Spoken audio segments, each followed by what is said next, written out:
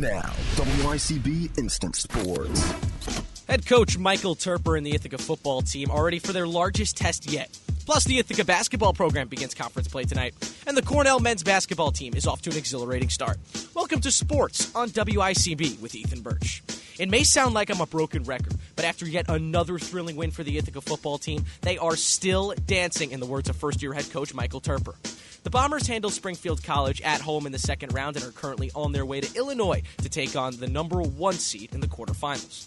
North Central has been a force in college football for the past couple of years, making it to the national championship just a year ago. With only 8 teams left in the country, the stakes couldn't be higher. Coverage for the game could be found right here on WICB starting tomorrow at noon. Let's swing it on over to the hardwood. Both the Ithaca women's and men's teams are set to begin conference play at home tonight. Both teams will welcome Vassar College tonight and Bard College tomorrow. The women's team is coming off a second-round exit just a year ago and will look to continue to prove their dominance in the Liberty League, winning 3 straight Liberty League championships. On the other hand, the men's team is looking to be victorious again after a loss in last year's conference tournament. Sticking around on the hardwood, let's hop on over to the East Hill. A 6-1 start has high hopes flown through the minds of the Cornell men's basketball squad. Senior guard Greg Dolan led the way in last night's 74-67 win over the University of Delaware with 15 points. Cornell spread the love as 7 players tallied at least 9 points.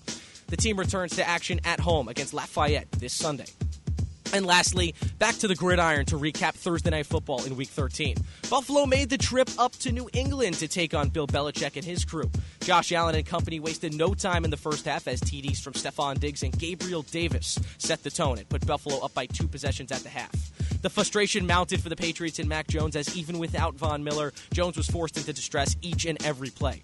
Buffalo would go on to win 24-10 and improve to 9-3 on the season. The Patriots, on the other hand, have fallen to 500 at 6-6. Week 13 is already here. Enjoy the madness in the NFL world once again. With sports on WICB, I'm Ethan Berch. Colgate gets back-to-back points. Mikowski's been fantastic. She's now on the right side alongside Davenport. Here's Chadwick. Good serve. They set up Davenport. Blocked at the net, but Colgate can't recover. Kill number 15 for Taylor Davenport.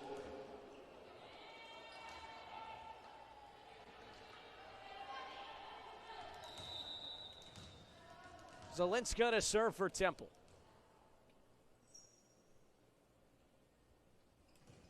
Without an ace, this game comes really close before Signa recovers. Hard hit, inbounds, Altercott. Rises up and finishes. Colgate with a chance to prevail here. They lead by 2. They need 9 for the win.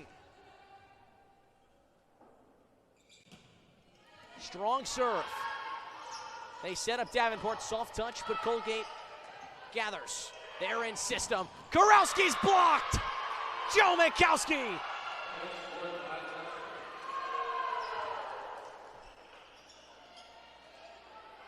The 7th block of the game for Joe Mikowski. She's been causing havoc on the net all night long. She leads the game, and in all honesty, folks, it's not close. Altercott fields it. They go back to Altercott. Rejected! This time, Boyd. It's a block party in Temple. 16 all. This is exactly what I was referring to. No team has been able to go on a run. It's been back and forth. McBride, service error. So Temple, after winning 2 straight, cough one up to Colgate.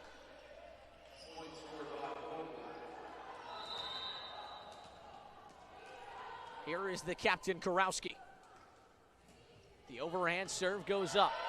This is a chance for Temple. Boyd! Is there any doubt on the backslide with Boyd? Fantastic. 17 all. Boyd's now got 9 kills. Trailing Davenport on the team with 15. But that would lead Colgate as a whole. That one too far, too strong from Joe Mikowski. So another service error. That's actually back-to-back service errors for Temple.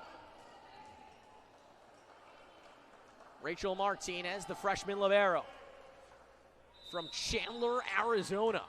Long way to Temple and even longer to Cornell for this invitational. Serve would land right in front of the 10-foot line. Boyd! No regard for human life with that swing from the left side. Once again, we're knotted at 18.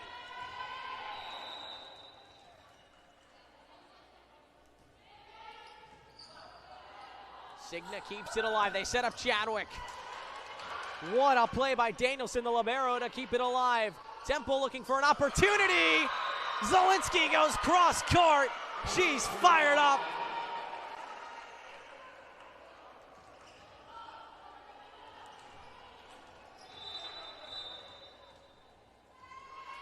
And a timeout is called. Temple leads by a point. First pitch to Brown. Upstairs on a fastball, 1-0. Brown smoked a base hit into left field when he led off the fourth inning. However, that didn't mount to anything. Brown looking to do some damage. Here's the 1-0. He swings and hits one hard on over to second. McDaniel fields on a knee, gets up, throws the first. It's in time. A rocket off the bat of Brown is an out. It's the first one here in the bottom of the sixth that'll bring up Rice.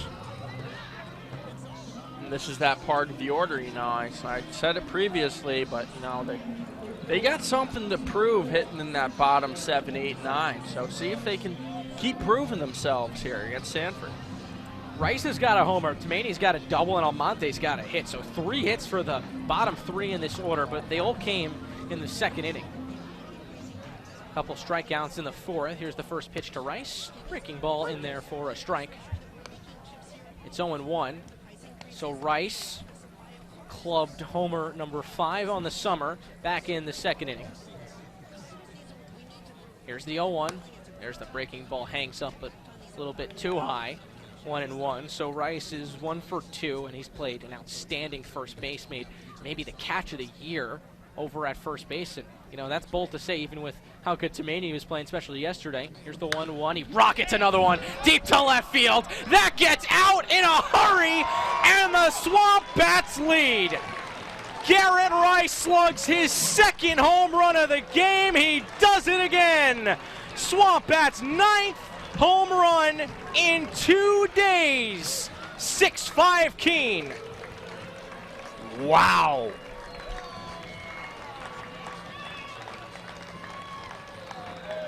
How hard was that one? 101 off the bat. 364 feet and just a 22-degree launch angle. A line drive. Got out in a hurry. Rice, he watched it and he started walking, looking right at the dugout. He knew that one was way gone. First pitch to Tumaini's a strikeout. I mean, all you can say is, wow. Rice with his second homer. Here's the pitch to Tumaini. Downstairs, 1-1. And there's the hit you were looking for from the bottom 7. Rice does it again. 1-1 is the count to Tumaini. 6-5 lead for Keene. Almonte on deck. Here's the pitch to Tumaini. Big swing on the fastball. Fouled off the catcher, Lucas. 1 ball and 2 strikes. Again, 9 home runs for Keene in 2 days. They are hitting the cover off the baseball so far. Here's the 1-2, and Tumaini rockets one foul ahead of the breaking ball. Ball was smoked. Have to do the 1-2 again. Just go on changeup, fastball, changeup. See what we go with here. He's loved the fastball late in the count. Here's the 1-2 pitch. Fastball in there. Strike 3 called. Tumaini looks at it. He'll have to walk back to the bench. His second strikeout. 2 outs. Here comes Matt Almonte. Good pitch. Yeah, you know, tip your cap, right? Yeah. 88 on the black. Yeah, so be it.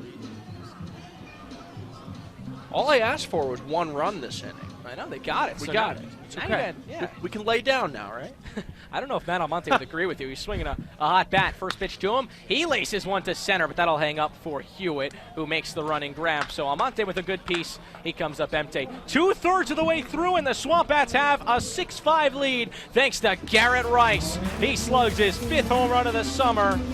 On to the 7th we go. 6-5 Keene over Sanford on Pure Oldies 104.1 FM and the NECBL Broadcasting Network.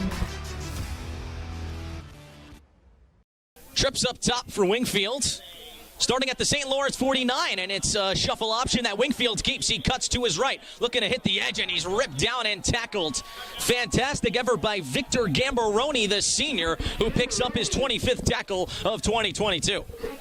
I like so far from this Bombers offense that they're letting Wingfield use his legs, use the athleticism a little bit, just couldn't get to the outside right there, just lost the blockers, maybe should have made that read to Osborne. 4 on the line for St. Lawrence. Wingfield from the shotgun with Leonard Osborne. It's a 4-man rush, and it's a quick throw to Anderson. They set up the screen. Anderson cuts it up the sideline and tackled towards the 40 by Ben Munn, the junior.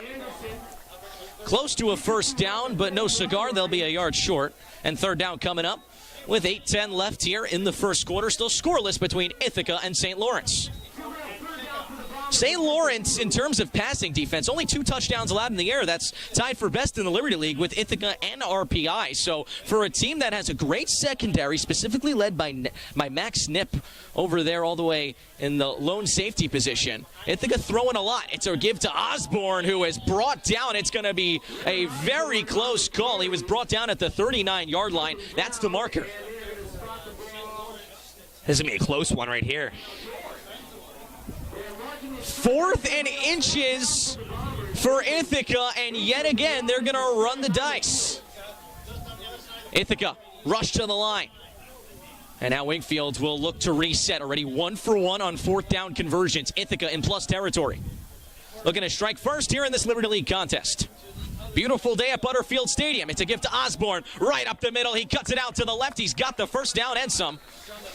To the 33-yard line, and Ithaca 2 for 2 on 4th down conversions. I love that by the Bombers there. They stack the box. They use Crowley as an extra blocker on the side where Osborne's going to run, just run right off his back and get to that outside towards that 3-hole. A nice job there by the Bombers and converting once again on 4th. Trips to Wingfield's right. 1st and 10 from the St. Lawrence 34. It's a 4-man rush, and it's a give to Osborne, who juggles it and cannot complete the catch. Another dangerous juggle for the Bombers. It's the 2nd time. First Williams dropped the pass, and now Osborne. We saw Klein as well. Some opportunities for the Bombers they're wasting here, and they have the position on the outside. Room for Osborne to run. That's what you want. You want the track star in open space there, but, you know, got to catch the ball. It's the first thing you got to do. 3 drops so far for the Bombers. Wingfield all alone. 5 wide for Ithaca. 2nd and 10 from the 34-yard line of St. Lawrence. Ithaca taking their time. Showing a 4-man rush. They rush 4. Wingfield hangs in the pocket. Looking deep. He's got Anderson along the sideline. Makes the catch. Spin, stays on his feet. He's inside the 10. And all the way to the 6-yard line. Mikey Anderson. How you doing? Back-to-back slow games for Mikey Anderson, but you weren't going to expect 3 straight games where he wasn't going to be super involved in the offense. You've seen him on these first 2 drives. He's completely involved, making big plays for Ithaca. Ithaca rushing to the line. They are at the 5. It's 1st and goal. Oh, it's going to be a free play. Caught offside. They go to Dumaga. Dumaga, touchdown, Ithaca.